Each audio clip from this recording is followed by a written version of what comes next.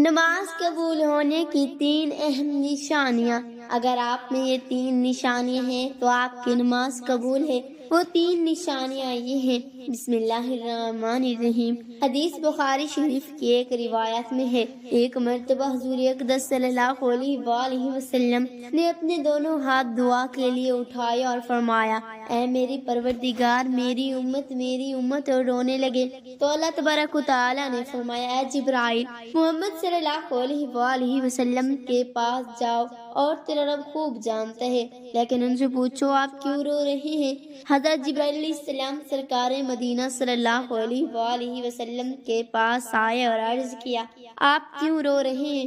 آپ نے اپنا حال بیان فرمایا۔ حضرت جبرائیل علیہ السلام نے بارگاہ الہی میں عرض کیا تو رب تبارک و تعالیٰ نے فرمایا، اے جبرائیل، محمد صلی اللہ علیہ وآلہ وسلم کے پاس جاؤ اور کہو، تمہاری امت کے بارے میں ہم تجھ کو راضی کر دیں گے اور مایوس نہیں کریں گے، اور دوسرے نبیوں کی امتیوں کے بارے میں بھی بتاؤ۔ حضرت جبرائیل علیہ السلام رسول کریم صلی اللہ علیہ وآلہ وسلم کی بارگاہ میں حاضر ہوئے اور انبیاء سابقین کا تذکرہ کرنے لگے۔ یا رسول اللہ صلی اللہ علیہ وآلہ وسلم، میں نے فلاں نبی کی امت کو جہنم میں دیکھا ہے۔ حضرت جبرائیل علیہ السلام تیزی کے ساتھ ہر نبی کا تذکرہ کرتے چلے گئے، لیکن حضرت موسیٰ علیہ السلام کی امت کا تذکرہ کرنے کے بعد یکا یک حضرت جبرائیل علیہ السلام کی زبان رک جاتی ہے، اس لیے کہ حضرت جبرائیل علیہ السلام جانتے تھے کہ رحمت عالم صلی اللہ علیہ وآلہ وسلم کو اپنی امت سے بے پناہ محبت ہے۔ اگر امت رسول کو جہنم میں دیکھنے کا ذکر کروں تو حضور اقدس صلی اللہ علیہ وآلہ وسلم پریشان حال ہوں گے، اس لیے اب جبرائیل علیہ السلام کی زبان پر خاموشی کا پہرہ لگ جاتا ہے۔ مگر جبرائیل علیہ السلام کے اچانک خاموشی سے سرکار دو عالم صلی اللہ علیہ وآلہ وسلم بے چین ہو کر فرمایا کہ جبرائیل، یہ بتاؤ کہیں تم نے میری امت کو جہنم میں تو نہیں دیکھا؟ حضرت جبرائیل علیہ السلام جواب دیتے دیتے رک جاتے ہیں۔ سرکار مدینہ صلی اللہ علیہ وآلہ وسلم بے تبانہ طور پر فرماتے ہیں، جبرائیل جلد بتاؤ، کیا تم نے میری امت کو بھی جہنم میں تو نہیں دیکھا؟ اب مجبوراً حضرت جبرائیل علیہ السلام نے عرض کیا، یا رسول اللہ صلی اللہ علیہ وآلہ وسلم، آپ کی امت کو بھی جہنم میں دیکھا ہے۔ بس اتنا سننا تھا کہ حضور اقدس صلی اللہ علیہ وآلہ وسلم کا چین و سکون جاتا رہا اور بے چینی بے قراری پیدا ہو گئی۔ ادھر جبرائیل علیہ السلام نے اجازت چاہی اور منزل سدرہ کی جانب پرواز کر گئے، اور حضور اقدس صلی اللہ علیہ وآلہ وسلم نے کاشانہ نبوت کو چھوڑ دیا۔ لوگوں کی نگاہوں سے چھپ کر غیر آبادی میں پہاڑ کی غار میں پہنچ کر اپنے نورانی پیشانی کو فرش زمین پر رکھ کر بلک بلک کر رونے لگے۔ چشمان نبوت سے آنسوں کی برسات ہونے لگی اور زبان مبارک سے رب حبلی امتی، رب حبلی امتی کی صدا جاری ہو گئی۔ ادھر شمع رسالت کے صحابہ کا عجیب عالم ہو گیا، سرکار کو نہ پا کر بے تاب ہونے لگے، ادھر ادھر ڈھونڈنا شروع کر دیا۔ حضرت عائشہ صدیقہ رضی اللہ عنہا میں دیکھا، مسجد نبوی میں دیکھا، مدینے کی ایک ایک گلی صحابہ کرام نے، مرد عورت بوڑھے بچے سب بے قرار ہو گئے۔ لوگوں نے کھانا پینا چھوڑ دیا، گھروں میں چولہے سے دھواں نکلنا بند ہو گیا۔ صحابہ کرام رضی اللہ تعالی عنہم کا یہ عالم ہوا تو اہل بیت حسنین کریمین کا کیا حال ہوا ہوگا؟ بے چینی کے ساتھ تلاش میں سرگرداں ہیں، مگر آقا کریم صلی اللہ علیہ وآلہ وسلم کا کہیں پر پتہ نہیں۔ 3 دن 3 راتیں گزر گئی، زلف عنبری اور چہرہ الضحیٰ کی زیارت نہ ہو سکی، اور نہ کہیں پتہ چلا۔ اب آبادی کو چھوڑ کر غیر آبادی میں تلاش شروع ہو گئی کہ ایک چرواہے سے ملاقات ہوئی۔ اس سے پوچھا گیا، کہیں تم نے ہمارے آقا کو تو نہیں دیکھا؟ اس چرواہے نے کہا، نہیں، میں نے اس ویرانے میں کسی شخص کو نہیں دیکھا، مگر ایک بات ضرور ہے جس سے میں خود بے حد پریشان ہوں۔ دیکھو، اس پہاڑ کی کوہ سے آج 3 دن ہو گئے برابر کسی کی رونے کی آوازیں آ رہی ہیں۔ کوئی رونے والا ایسے پھوٹ پھوٹ کر رو رہا ہے جس کی درد بھری آواز کو سن کر میری بکریوں نے چرنا اور چگنا چھوڑ دیے ہے۔ بس اتنا سننا تھا کہ صحابہ کرام رضی اللہ تعالی عنہم نے فرمایا، کیا 3 دن ہوئے ہمارے آقا کریم صلی اللہ علیہ وآلہ وسلم نے مدینے کو ناپسند کر دیا ہے؟ ہم چرواہے کی نشاندہی پر صحابہ کرام رضی اللہ تعالی عنہم دوڑ پڑے۔ دیکھا تو ایک پہاڑ کی قوم میں پیشانی انور فرش خاک پر رکھے ہوئے سجدے میں رب حبلی امتی، رب حبلی امتی کی صدائیں بلند کر رہے ہیں۔ صحابہ کرام رضی اللہ تعالی عنہم قدم ناز کو چوم کر دامن مصطفیٰ صلی اللہ علیہ وآلہ وسلم سے لپٹ گئے اور عرض کیا یا رسول اللہ صلی اللہ علیہ وآلہ وسلم، سر مبارک اٹھائیے اور حجرہ میں تشریف لے چلیے۔ شہر مدینہ ویران ہو گیا ہے، شمع رسالت کے پروانے رو رو کے بے حال ہو گئے۔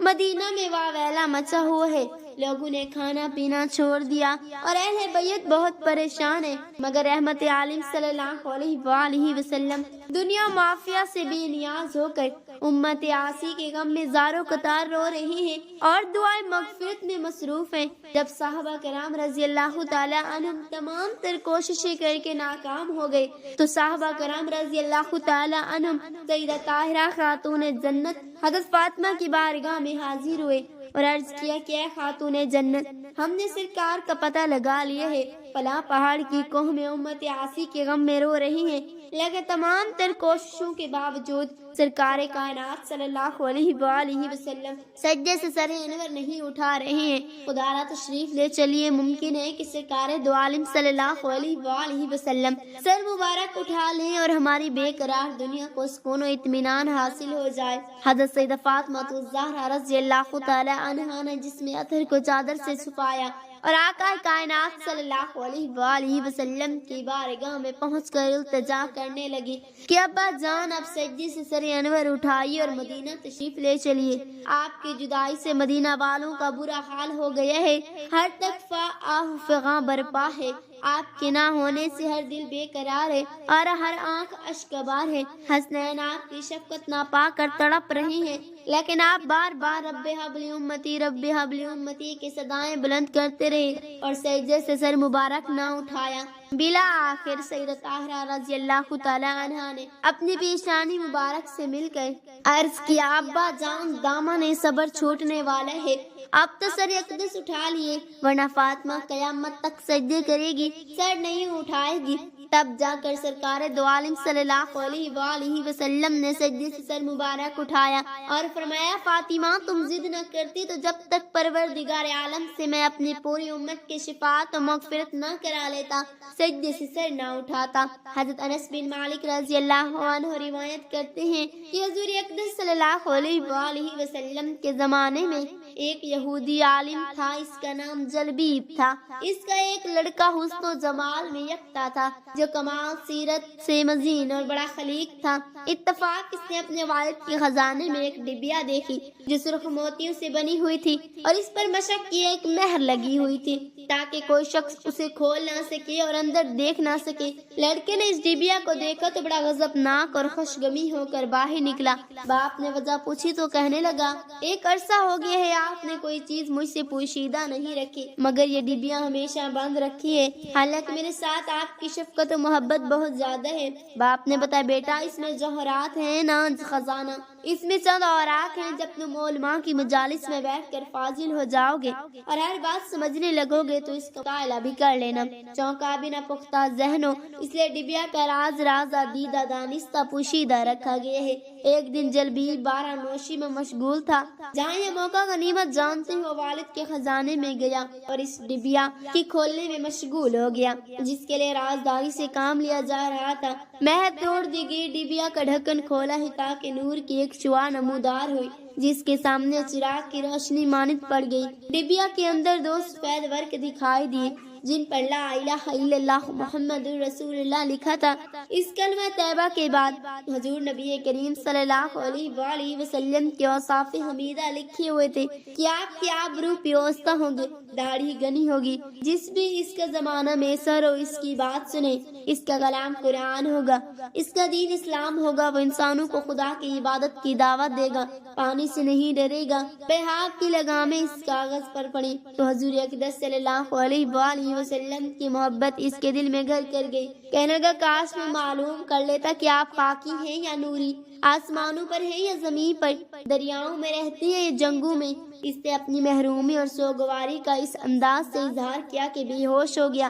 چند لمحوں بعد اس کی والدہ بھی اس کمرے میں آئی، بیٹے کو بے ہوش پا کر حیران رہ گئی۔ اس کی باپ کو بلایا، بیٹے کو اس حالت میں دیکھ کر اس کے چہرے سے چہرہ ملنے لگا، ماتھے کو چومنے لگا، رو رو کر اپنے بیٹے کی بے ہوشی پر حسرت و غم کا اظہار کرنے لگا۔ جب جوان لڑکا ہوش میں آیا، والدین کو اپنے سرانے غم زدہ اور پریشان پایا، مگر غصے میں آ کر کہنے لگا، اے والد محترم، تو میری آنکھوں کی روشنی نہیں دیکھتے اور بڑھاپے کے باوجود اس رحمت الہی سے محفوظ نہیں ہوئے، آپ مجھے کفر کی تعلیم دے رہے ہیں اور شریعت مصطفیٰ اور اس کے اتباع سے محروم رکھنے کی کوشش کر رہے ہیں۔ باپ یہ باتیں سنتے غصے میں پاگل ہو گیا، لڑکے کے بالوں کو پکڑا اور زمین پر پٹخ دیا اور زور زور سے مارنے لگا۔ جب اس کا ظلم حد سے بڑھ گیا تو ابو لبابہ وغیرہ اس کی سفارش کے لیے انہوں نے دیکھا کہ باپ بیٹے کو اعزا دینے میں پاگل ہو گئے ہیں۔ انہوں نے اسے زبردستی منع کیا، مگر وہ کس حال میں بچے کو سزا دینے سے نہ رک رہا تھا۔ لوگوں نے اس سے پوچھا، آخر تمہارے بچے کا قصور کیا ہے؟ تو وہ کہنے لگا، اس کا قصور تو سزائے قتل کے لائق ہے، جب تک میں اسے قتل نہ کر دوں گا ہاتھ نہ روکوں گا۔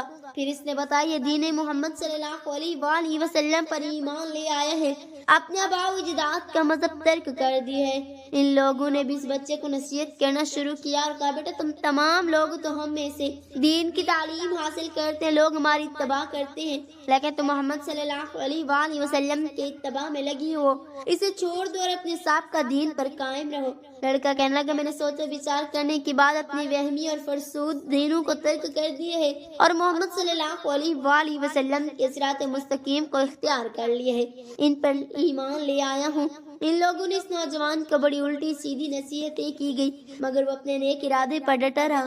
ان یہودی مشائخ نے کہا، یہ لڑکا ناز و نم کا پلا ہوا ہے، زندگی کے مصائب اور تکالیف کا احساس نہیں رکھتا، اور یہی وجہ ہے کہ یہ نصیحت کی طرف توجہ نہیں دیتا، اسے اپنے حال پر چھوڑ دینا چاہیے، اور اب ضروری ہے کہ اسے آسان زندگی سے ہٹا کر محنت و مشقت کی زندگی کا خوگر بنایا جائے، تاکہ ان سختیوں سے تنگ آ کر دین محمدی سے توبہ کر لے اور پھر اسی راحت و آرام کی زندگی کو حاصل کرنے کے لیے دین سابق پر واپس آ جائے۔ جلبیب نے کہا، تمہارے نزدیک اس تکلیف اور ریاضت کا کون سا طریقہ اختیار کرنا چاہیے؟ کہنے لگی، یہ نرم و نازک کپڑے اتار کر ٹاٹ پہنا دو، ایک تہ خانے میں محبوس کر دو، دروازے کو بند کر دو، 3 دن کے بعد ایک جو کی روٹی اور پانوں کا کوزہ دیا جائے، تاکہ ناز و نعمت یاد آئے تو فریاد کرے کہ مجھے اس مصیبت سے نجات دلا دی جائے۔